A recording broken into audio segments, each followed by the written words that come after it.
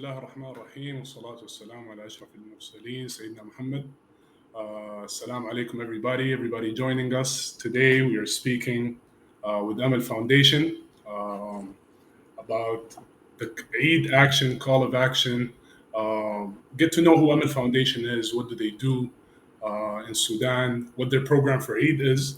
And Bismillah, hopefully by the end of this webinar or live, we will understand, who Amal Foundation are and how can we assist them help the needy in Sudan. Today I'm joined by Mr. Salahuddin Al-Tayyib, who is the Secretary General of Amal Foundation. I'm also joined by Sheikh Abdurrahman Abdullah to speak a little bit about Amal Foundation, about Udhiyah, the importance of Udhiyah, in Islam, and why Sudan, out of all places.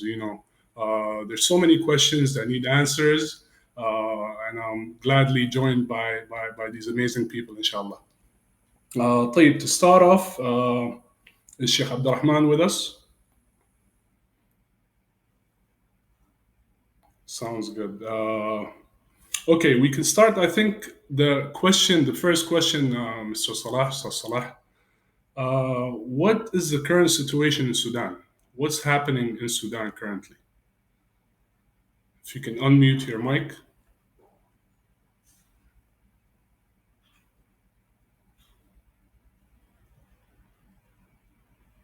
No.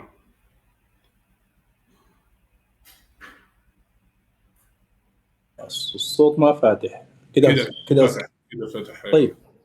بسم الله الرحمن الرحيم والصلاة والسلام على أشرف المرسلين. What an opportunity. I mean, it is an opportunity that عندما نطل على الناس, when we first come in debut to the people who are serious about their life, who are serious about their deen, who are serious about really giving charity, because giving charity is one of the most important pillar of the Islam, as you all know. However, sometimes people take it part of the tradition and they do the udhiyah and they don't do sometimes, or they do it in a different ways. However, we believe that there is a big portion of people that who are very serious, and they wanted it to go to the really needy people. And that was what Prophet Muhammad used to do, alhamdulillah. Situation in Sudan, every time we hope that things will get better politically and on the humanitarian side, we see deterioration on the other side. It wouldn't be easy to evaluate the situation we have because everybody is really following and close to what's going on there. We still have so many people. When we say 20 million people were displaced, and now some of them are back, but they are back with no penny in their pocket, with their homes already completely demolished, with their belongings and home stuff completely being kind of stolen. So I know of people, even from my family, they sleeps on the floor, practically on the floor. They don't have even pillows. Now, leave alone having good kind of food. I'm talking about families who used to be average, middle class, and look at people coming from Al-Fashir. They're still in thousands. I mean, you're talking about 3, 4, 5 million people from Fashir, from Niala, from all the, this part of Kordofan who have been displaced. It is a dire situation. Every morning we think that things are going to change to better. We feel that it is not. And we need, the support of everybody, emotionally, psychologically, materialistically, with even words, spreading the word. Situation is going dire. Situation is just rolling from the top of the mountains. People are sick. People are dying. Medical situation, forget about talking about it, because the facilities, the clinic and the hospitals and the healthcare facilities available over there wouldn't be good for 1 million of people, leave alone now about 4 million people have already started coming back to their homes, but they lack everything. every factor, every element for a human being to live on is lacking behind. Thank you.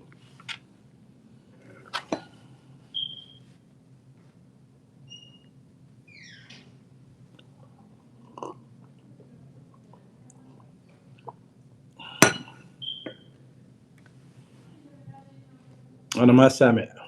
أنا ما سامع. سامعني؟ نعم. Yeah. Yeah, قلت لك it's يعني it's easier said when you label a place the biggest humanitarian crisis in the world. You know, when you speak of that, you can't imagine 12 million people leaving their homes. You know, and like you said, a lot of them were middle class people, even high class and lower class. The entire majority of the population had to leave, and the part that didn't leave were struggling. And now we're talking about almost 4 or 5 million people coming back to their homes with very limited resources. Um, I think basic necessities like food, water, medical supplies, things that any human being needs to survive are lacking. You know, in a place like Sudan, which was at some point the food. Um, I think what I want is, you know, Eid is coming up. You guys have the Udhiyah program or the Qurbani program. I want people to understand what that means. What is the Udhiyah? What's the significance of the Udhiyah in Islam? And why Sudan out of all places? There is Abdurrahman there.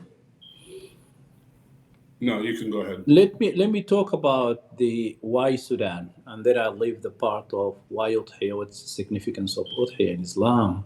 Uh, you know, Sudan is one of the countries that is having the least or the most little money that people, the income of the persons per capita, an individual, goes beyond or less than $10 a month, which will tell you the story of what's going on there. Sudan, without the Sudanese immigrants and expatriates in the Gulf countries, wouldn't have been Sudan by now, because people have suffered so much that no international organization, no local state or government could help, no any other country could support it. It was only because of the few or little number of immigrants or Sudanese expatriates spreading around the world could support their people. Sudan today, the United Nations estimated the need of Sudan over 17 billion USA dollars just to get it back to what it was in those days and to get people back to their homes and send them to schools. Now, the amount that is being allocated by the entire international organization does not go beyond 2 to 3 billion USA dollars, which is not going to help the country to stand on its feet back.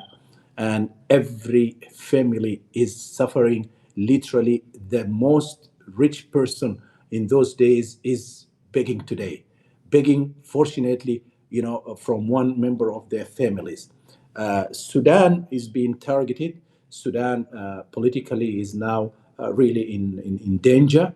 And in terms of starvation, in terms of the future of the people and their, health situation, everybody is really threatened because lack of healthcare, lack of medication, lack of good food. Now, when we do some fundraising and we send people and we promise people that we are feeding people, it doesn't go beyond the food, the beans, and all those kind of things. For us to, kind of raise $5,000, it would be good for thousands of people for a month. But guess what? We're not talking about chicken. We're not talking about a meal that every one of us takes every day, twice or thrice a day. We are talking about a small amount of beans that could just make someone, stay for a day to the next day.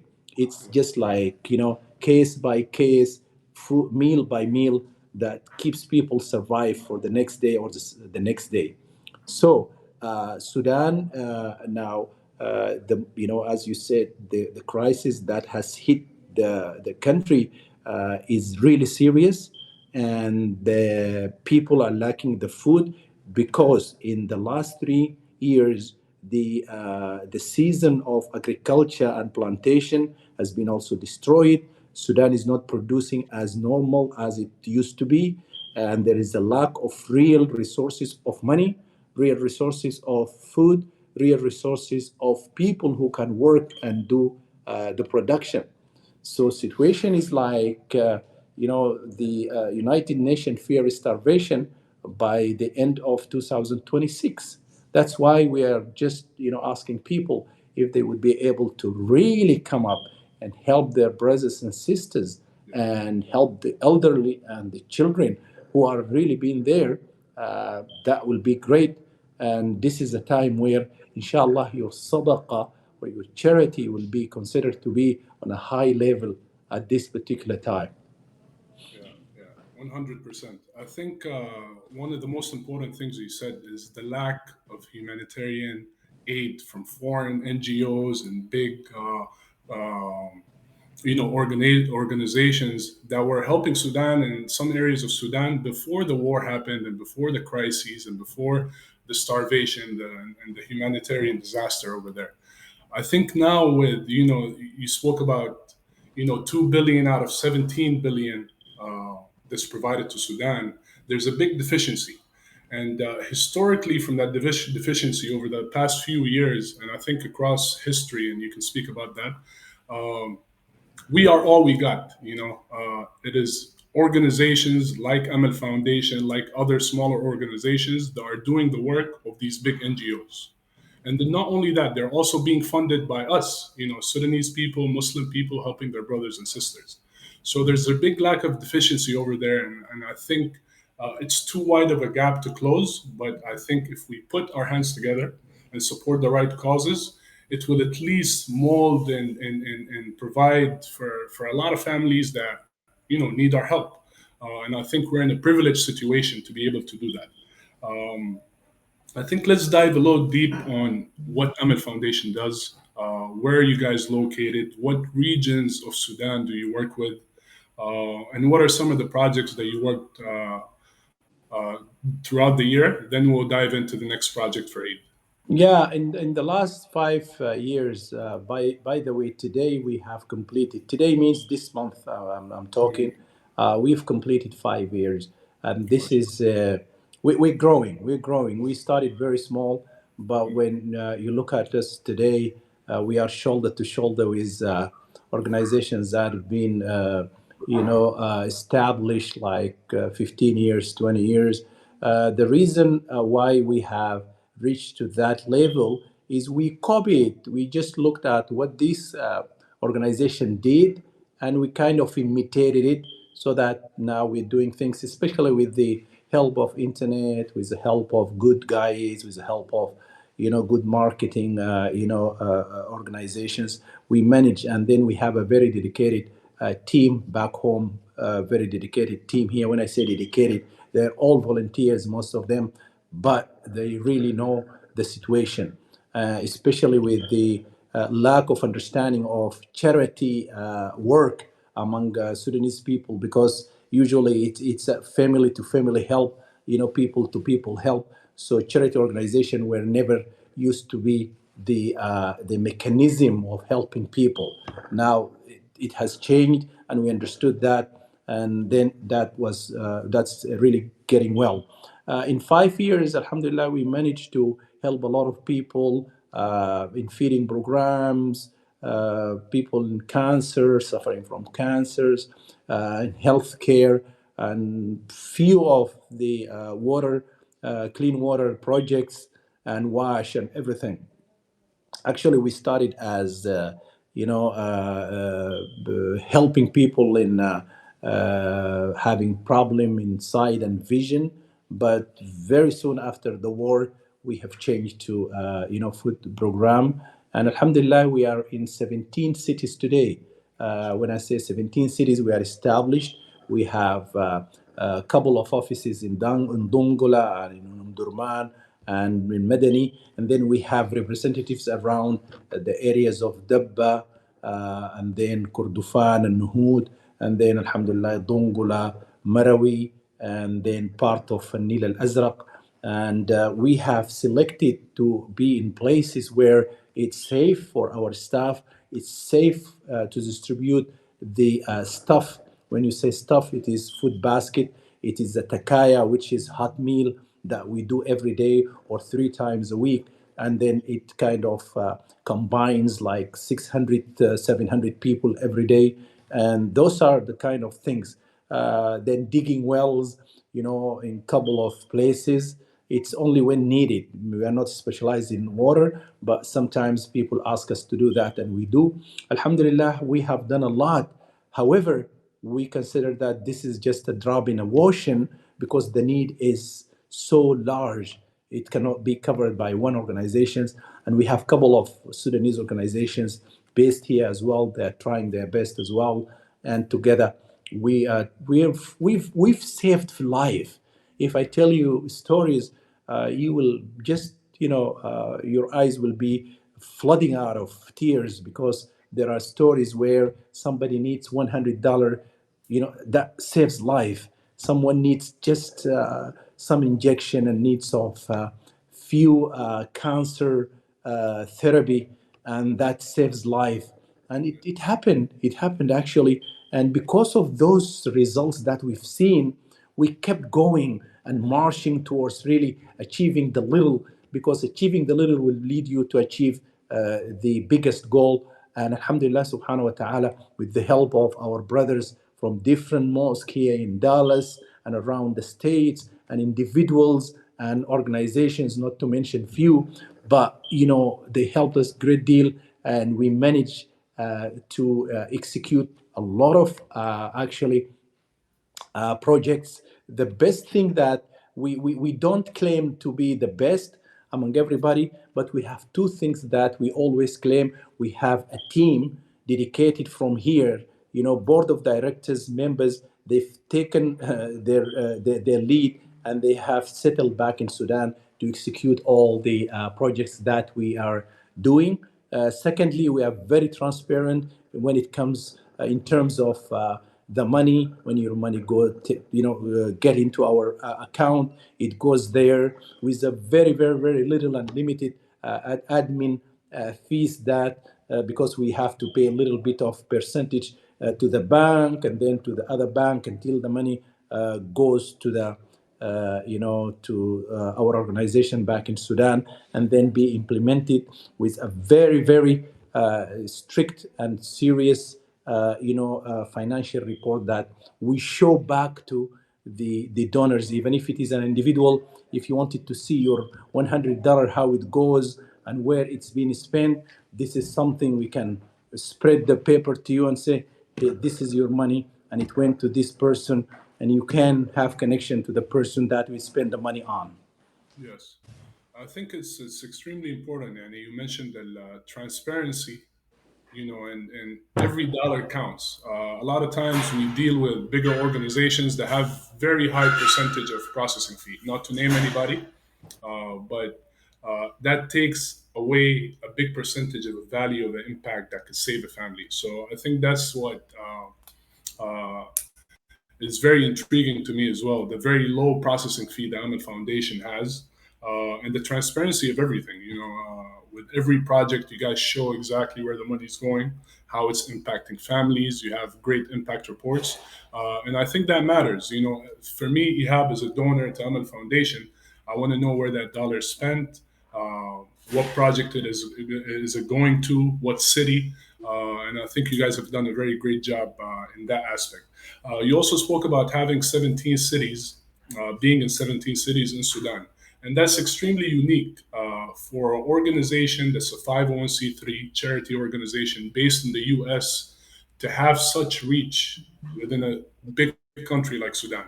It's not easy to have offices in multiple cities, volunteers, teams that are actually working on the ground, reflecting what the board of directors and the team in the USA is doing. So pretty much you guys collect the funds and the donations and do all the processing work in the US, and the implementation team is in Sudan, which is very unique. You don't see that with a lot of organizations. And I think that also ensures the transparency of things because it's one organization, one level that's taking everything step by step. Um, I think let's dive into the reason we're here today. We have a Eid call of action. Bismillah, Eid al-Adha is approaching very closely. Eid Mubarak to all of you and your families. Inshallah, may Allah grant you all blessings.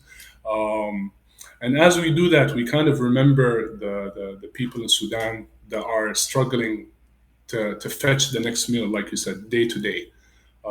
It has been a struggle for the past 5 years, some regions even before the war.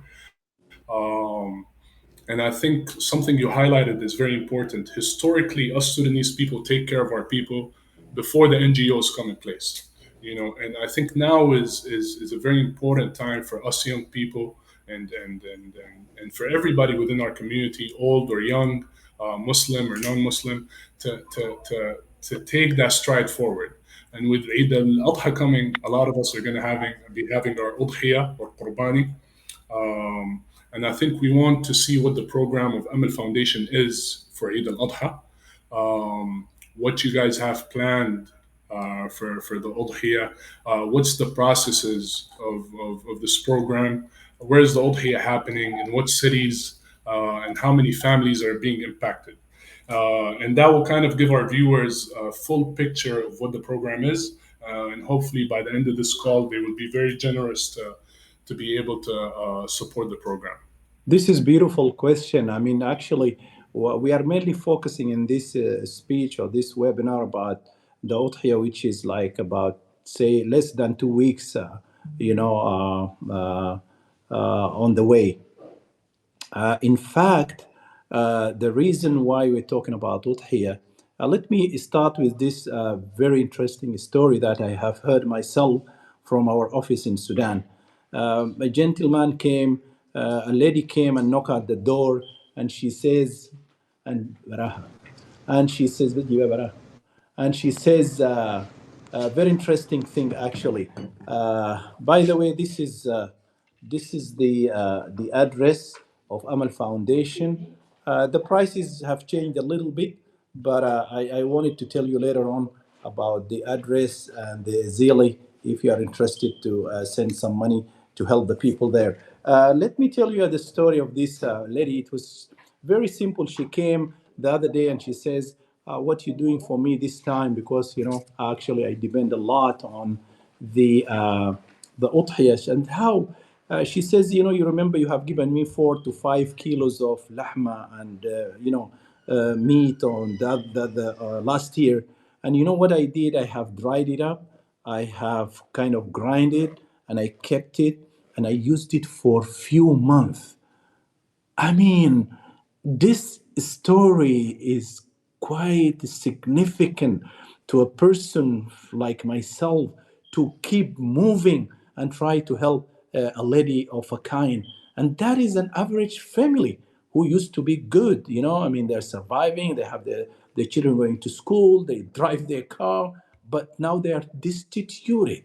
They are destitute.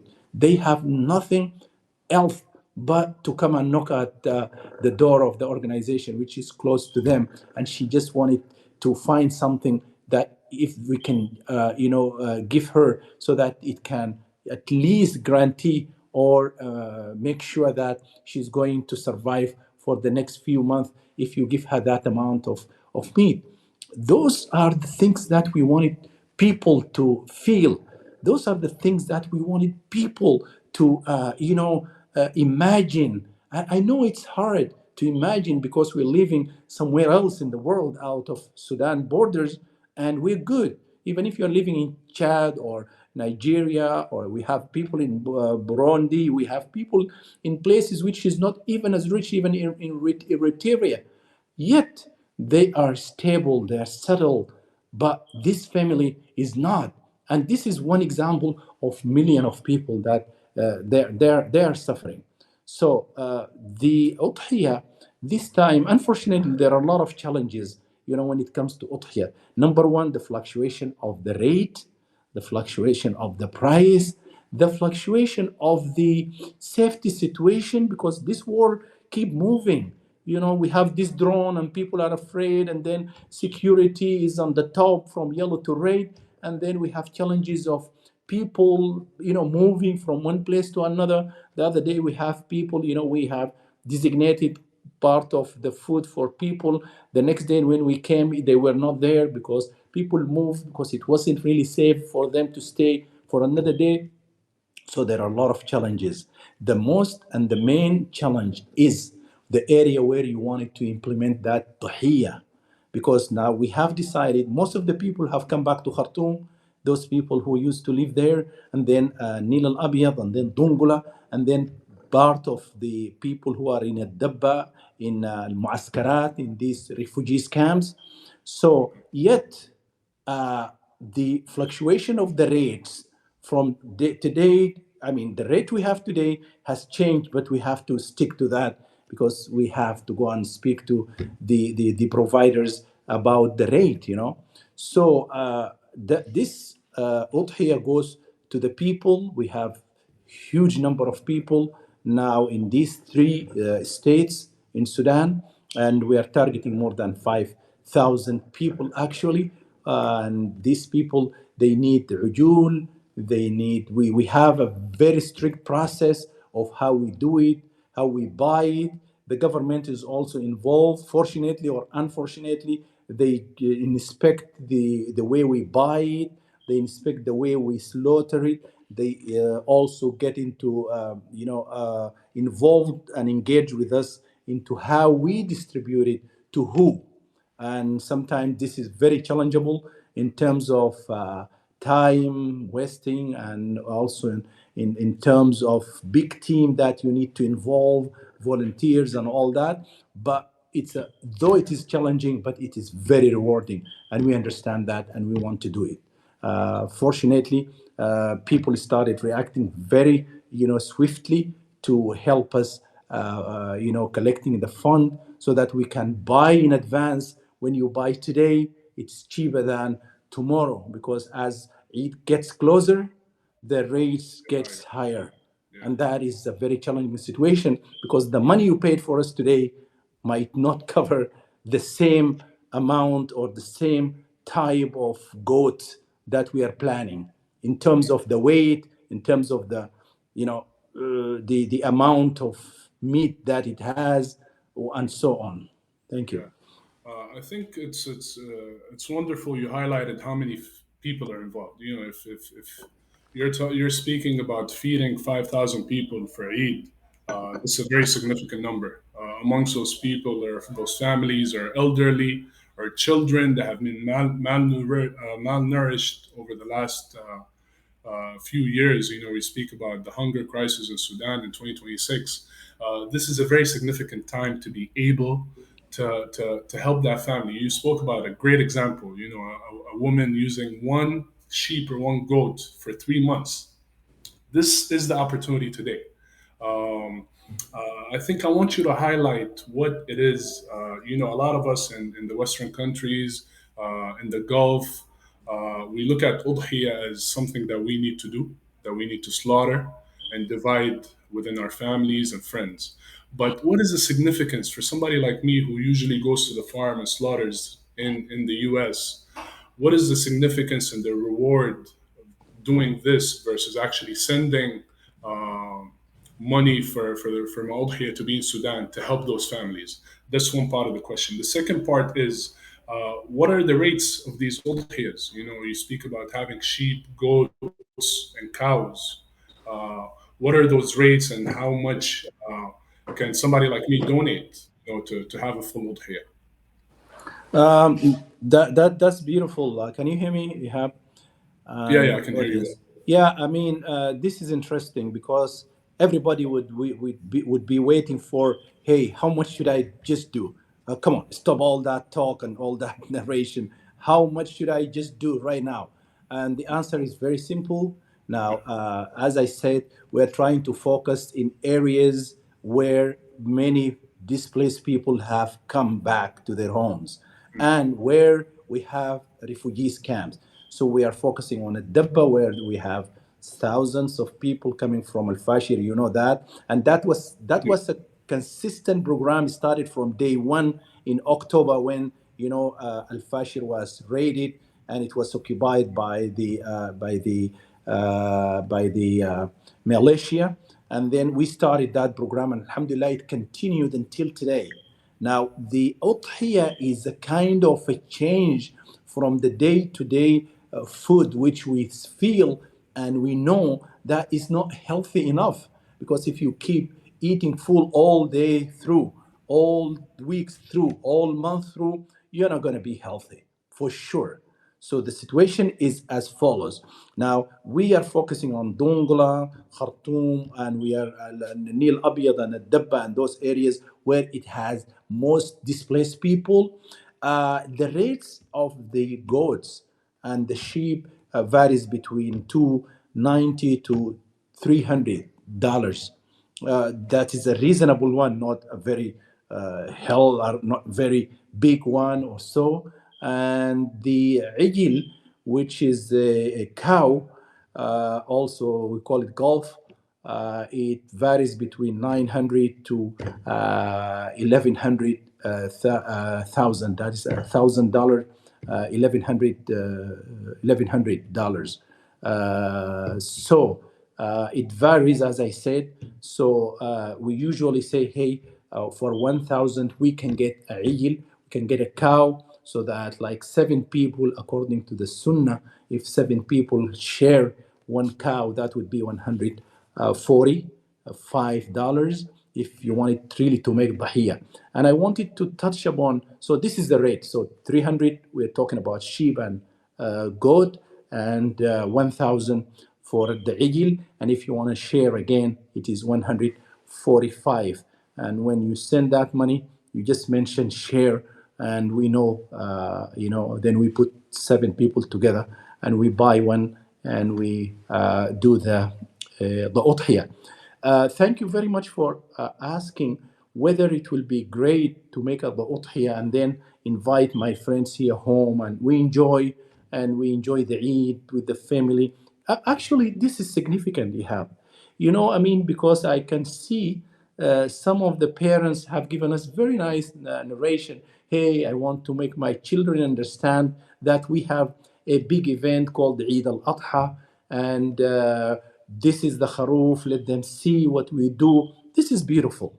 However, I mean, when you put it in the scale with the other person who's looking for a bite, لقمة واحدة لقمة واحدة كان يعني يمكن أن يعني تقي إنسان من الموت, then you will jump and say, come on, forget about my children knowing and learning today. I'll make it some other time. Or you might be a little bit fluent like yourself or somebody else. Hey, let me make a dahiya here and I'll make a dahiya over there, right? So you hit both birds with one stone, and that is beautiful. I mean, we don't play down the significance of having friends coming in, having your children understand the meaning of al-Dhahiyya, or Sayyidina Ismail when he was saying, come on, Bab, do what Allah ordered you.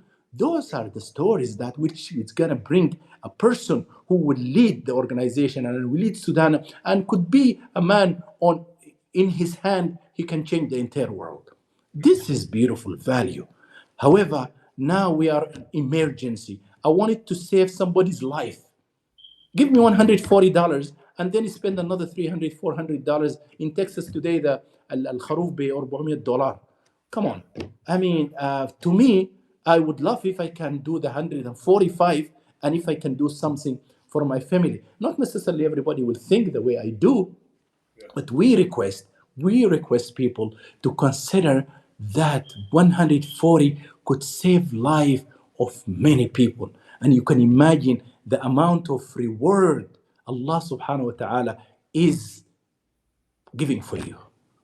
This is the most important and significant event that if you see, and if you can imagine and open your eyes and your imagination and see how people are racing الناس بتتسابق على الأكل, then you will surely think about putting this 140 or 300 or even $1,000 to people over there, and it can really help great deal.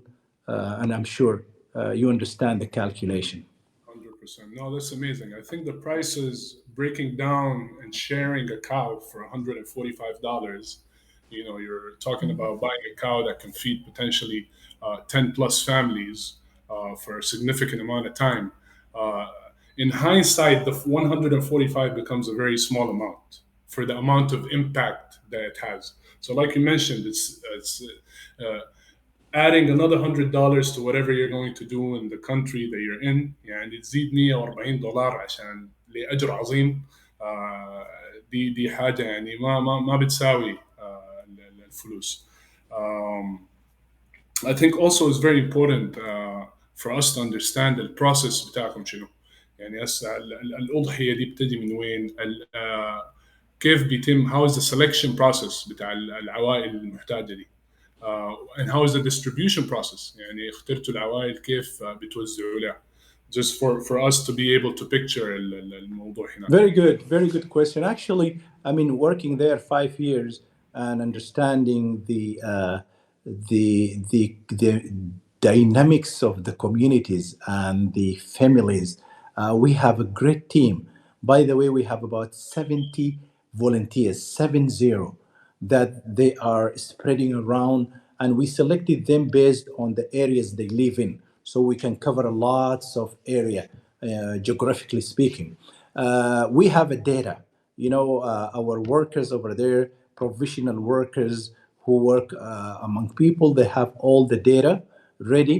They know the families. They have been helped throughout the year, or probably few months, depends on the time, because some people have just recently got back to Sudan. So they register, they have their names, the number, and then fortunately we have some data from the official departments like Ministry of Social Work, Ministry of Health, and then the Mufawadiyah, the Commission, the High Commission. Those data are very they're very specific, they're very accurate, and it's just like, you just press the button and you have the names, the phone numbers, if at all some of their phone are working. They can't even pay the phone nowadays. We have their addresses, the age of the children, what they need, who goes to school, who does not, and all that. So it's already data, and we know that these people have been helped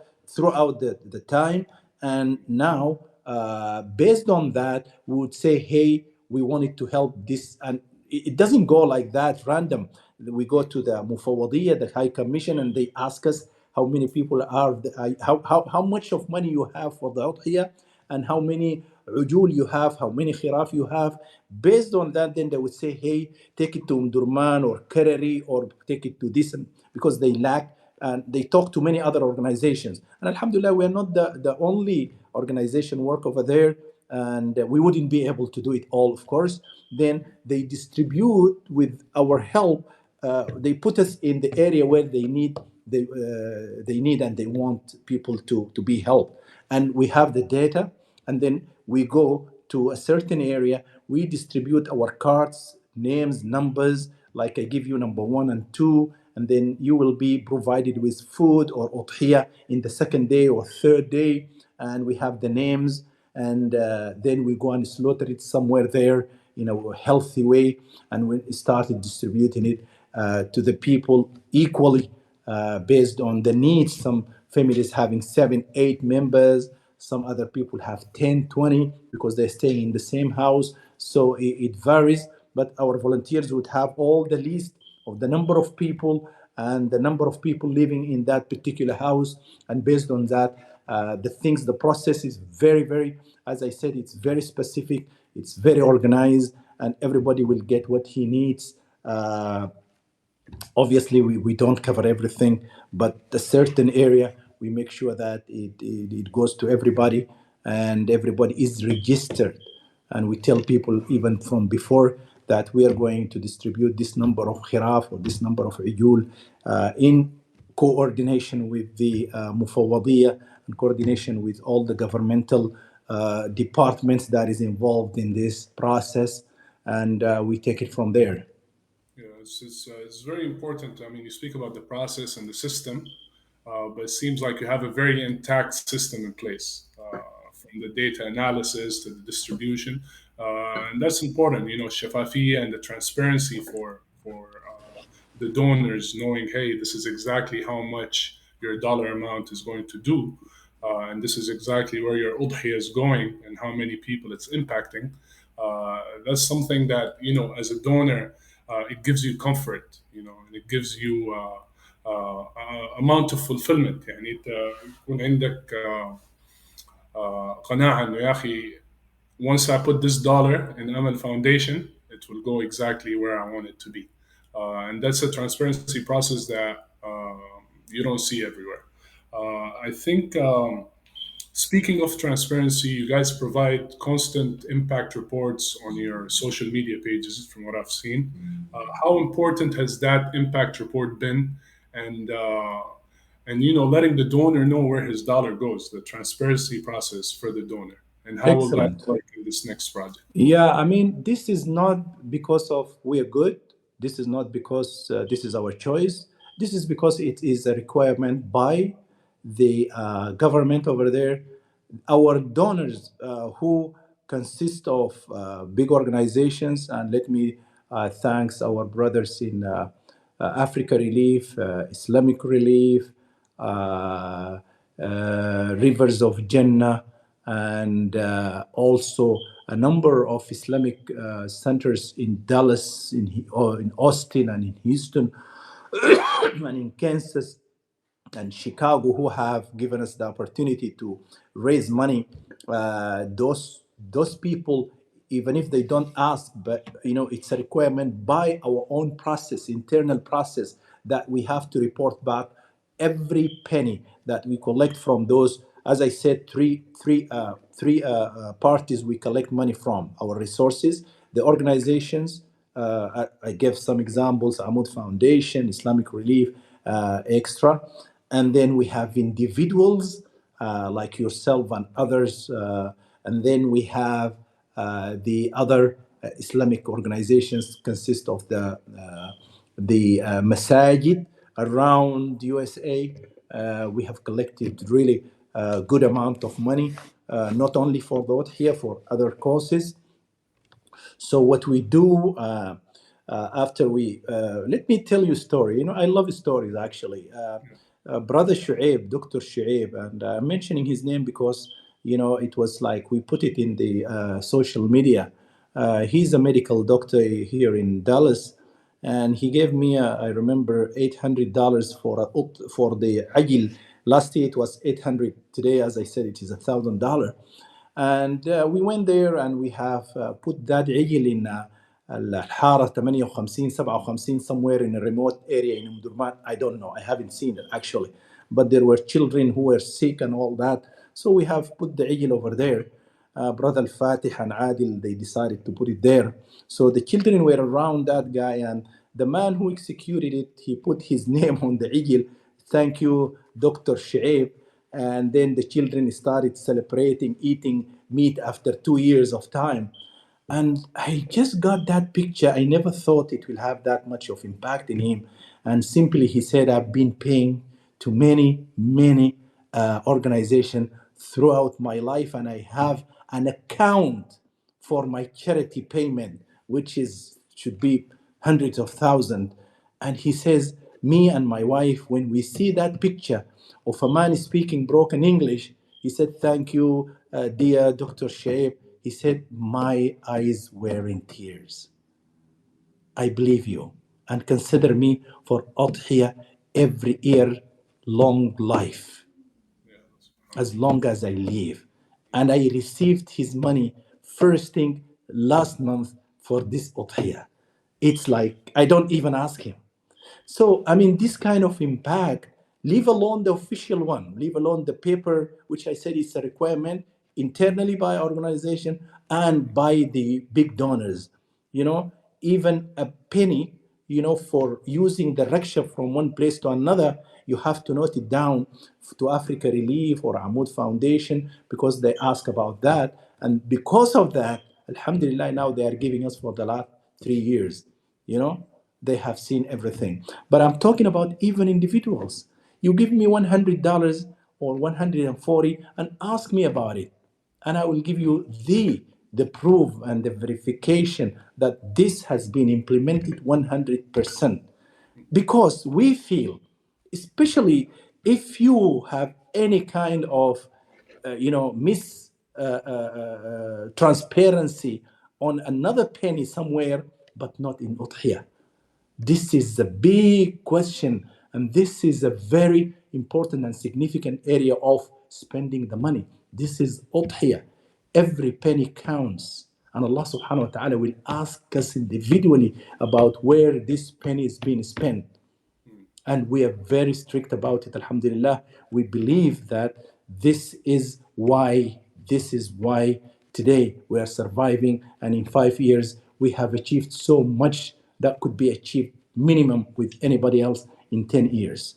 And alhamdulillah, we are growing a lot, and I will guarantee that everyone supports with even a penny. He can ask us where that penny is spent, and we can put our spread out our paper on the table, and he can find where his money or her money being spent. Alhamdulillah Rabbil Alameen.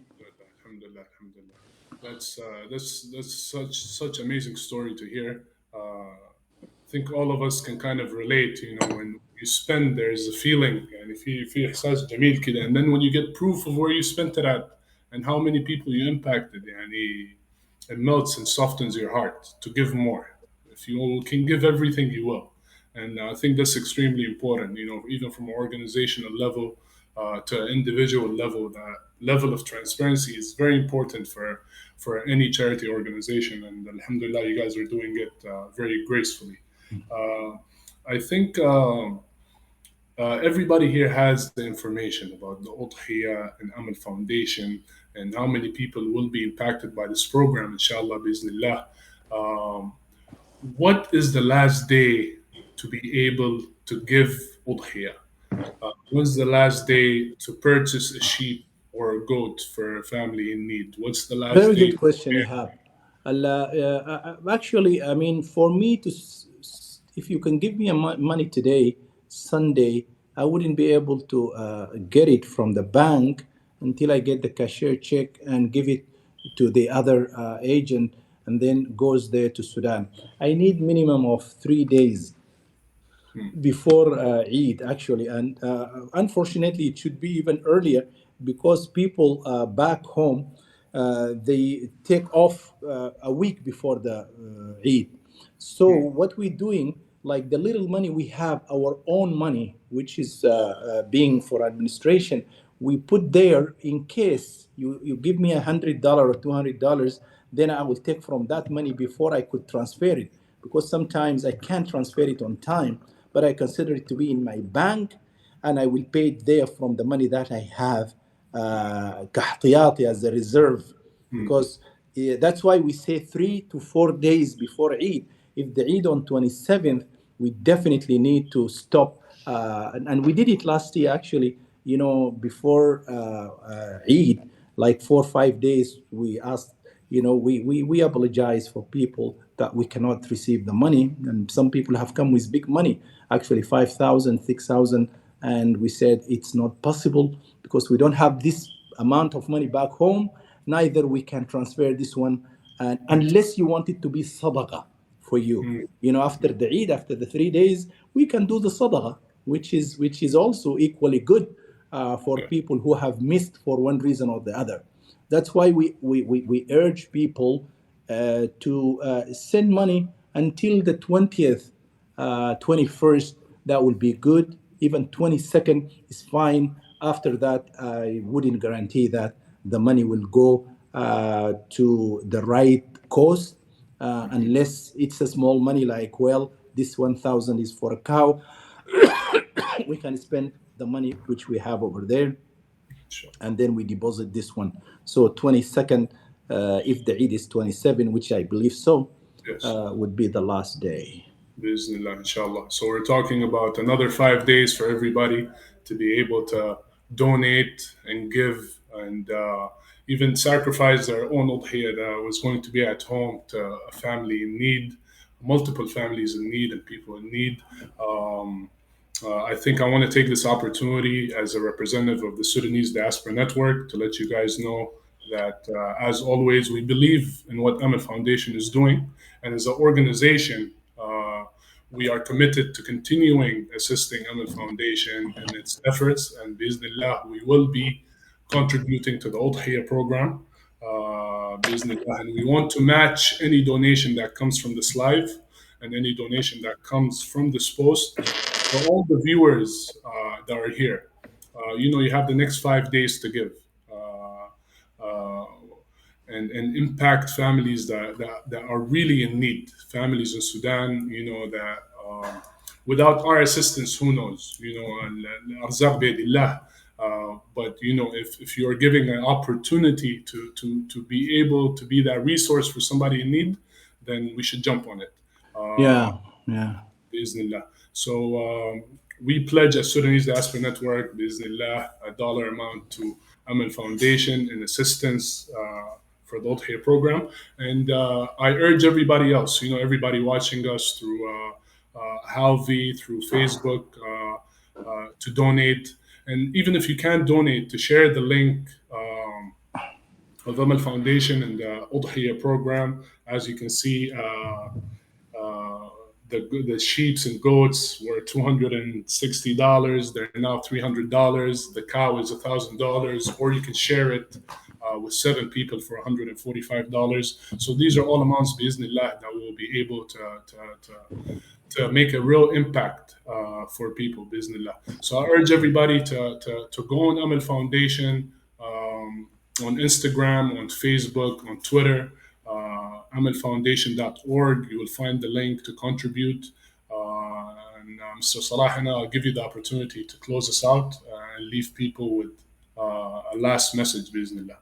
I know many of us are interested at this particular time where we are lacking a lot of a thawab. Life has become so materialistic, and that the low desires have kind of enveloped our life. And we all of us subhanallah يعني نبحث عن الأجور وعن الثواب. This is the opportunity. Wallahi, this is the opportunity. I believe if you feed a bite to underprivileged child somewhere far in Niyala or Al Fashir or Al Nuhud, where they share one plate, 10 of them, they just kind of lacking it. I mean, this is the time where you can really grab the attention of the divine Allah subhanahu wa ta'ala to reward you. If you